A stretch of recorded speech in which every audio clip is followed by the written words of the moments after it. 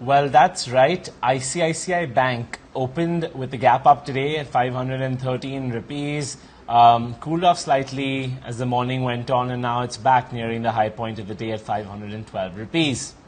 Now, what happened and why is this stock moving upward? Firstly, it's playing catch up to Kotak Bank and HDFC Bank, which have really gone on to make new lifetime highs post-COVID.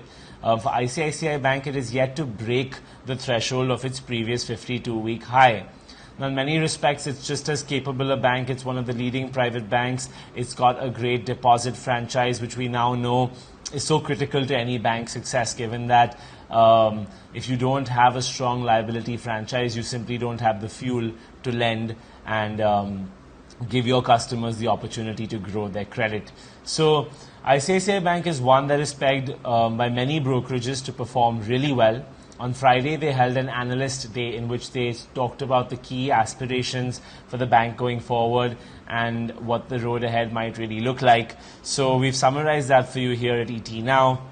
And basically what it seems is that there's going to be consistent growth in deposits, as well as the mobilization of deposits and the granularity of deposits. Second, they're going to be looking at capturing a better foothold in the equity ecosystem.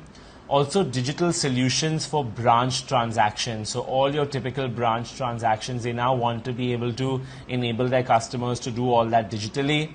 There will be a healthy growth in the protection space. So Prudential, Lombard, of course, the insurance subsidiaries of ICICI Bank. It seems that this business is now going to be a focus area going forward, and they're looking to scale it quite aggressively.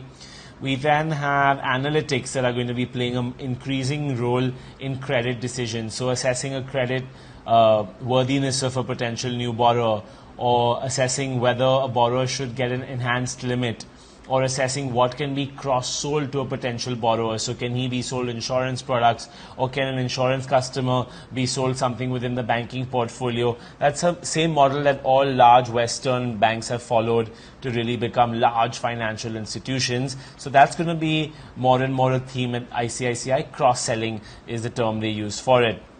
Then, like I said earlier, granularity is going to be a focus area for the bank to make sure that they are not too dependent on any one single source of deposits and that they're widespread. Also, on the credit side, they'd want to be more diversified and not heavily allocated to any specific sector. In terms of what they've managed to achieve in the last 3 years, ICICI Bank has great asset quality, great asset and credit growth, great operating profit growth. They've also had very strong liability build-up, right? So on all fronts, bank performing really well, retracing now towards that, or rather climbing now towards that 52-week high. And let's see, maybe it'll catch up a little more to the otherwise two leaders in the sector, Kotak Bank and HDFC Bank.